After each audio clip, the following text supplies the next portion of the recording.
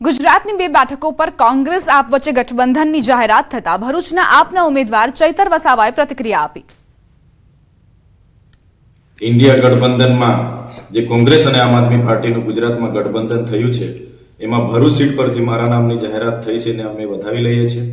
एमां मल्लिकार्जुन खड़गे जी, राहुल जी, प्रदेश प्रमुख शक्तिसिंह गोहिल जी अने भरूचना अहमद पटेल साहेबना परिवार मुमताज जी अने फैजल जी नो अमे खूब खूब आभार मानीए छे।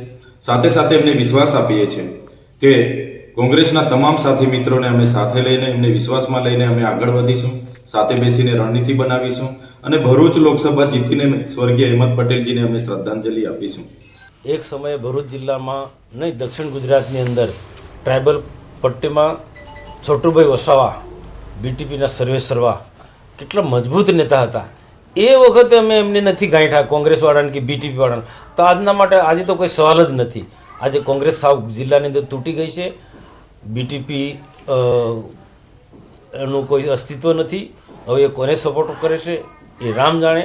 अने आप नवी नवी पार्टी है, एक खूणा में है डेडियापाड़ा विधानसभा पूरती, बाकी 6 विधानसभा में कशुं कई ज नहीं। हशे 5, 20, 25 कार्यकर्ताओं, बाकी ए सिवाय आखा लोकसभा अंदर कोई अस्तित्व ज नहीं आपनो। अने कांग्रेस मने नहीं लगतुं कि एने पूरी ताकतथी मदद करे।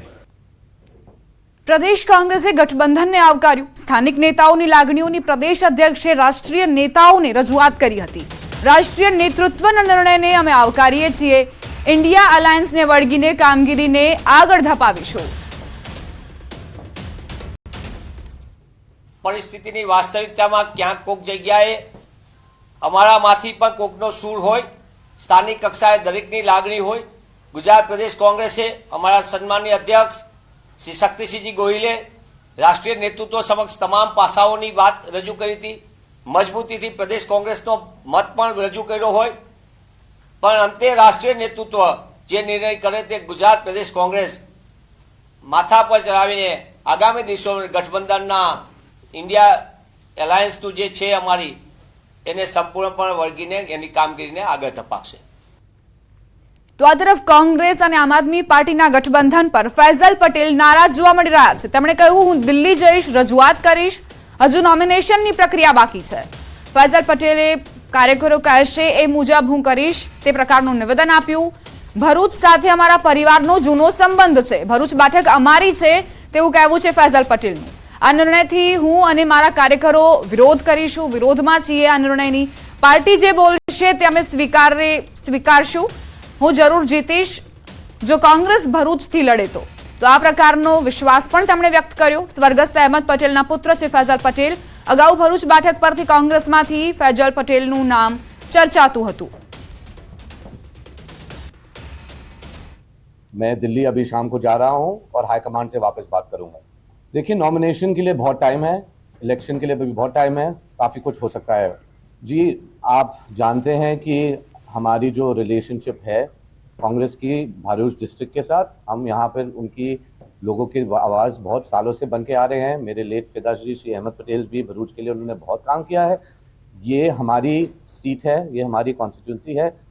बेशक अगर अलायंस में ये आज अनाउंस हुआ कि आम आदमी पार्टी को भरूच लोकसभा की सीट दी जाएगी, मैं और मेरे पार्टी वर्कर्स जो हैं हम तो बिल्कुल इसके विरोध है, लेकिन जो पार्टी बोलेगी वो हमें स्वीकार करना पड़ेगा। मैं हाईकमान से बात करने वाला हूं, उसके बाद मैं और बोलूंगा। कल का ट्वीट है कि मैंने राहुल गांधी को वादा किया है और अभी भी वादा दिया है, मैं जरूर जीत के आऊंगा अगर कांग्रेस यहाँ से लड़े। आप અને કોંગ્રેસના ગઠબંધન પર પ્રદેશ ભાજપ અધ્યક્ષ CR પાટીલે પ્રતિક્રિયા આપી। તેમણે કહ્યું ગુજરાતમાં આંધળા બહેરા ભેગા થયા છે। કોંગ્રેસ અને આપ પાર્ટી બંને દીવા સ્વપ્નોમાં રાચે છે।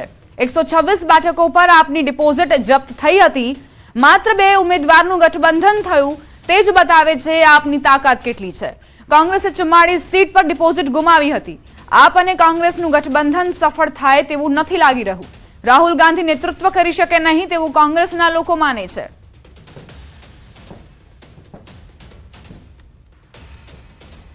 કે કોંગ્રેસ અને આપ બંને હજુ પણ દીવા સ્વપ્નમાં રાચે છે। વાસ્તવિક ભૂમિ પર આવવા માટેની એમની તૈયારી નથી। એટલે આંધળા અને બહેરાનો જે વિશ્વાસઘાત થયો હતો એવો જ સ્થિતિ અહીંયા પણ થવાની છે. અહીંયા પણ આંધળા અને બહેરા બે જણા ભેગા થઈને ગુજરાત જીતવા માટેનો દિવા સ્વપ્નમાં રાચી રહ્યા છે.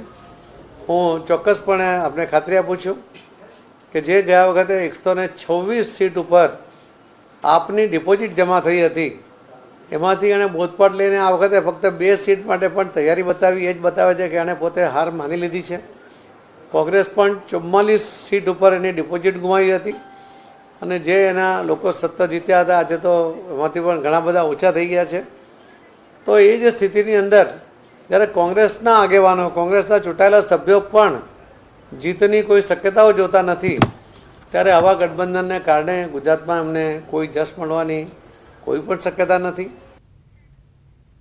હવે આગળ વાત કરીએ પીએમના પ્રવાસની તૈયારીઓ વિશે.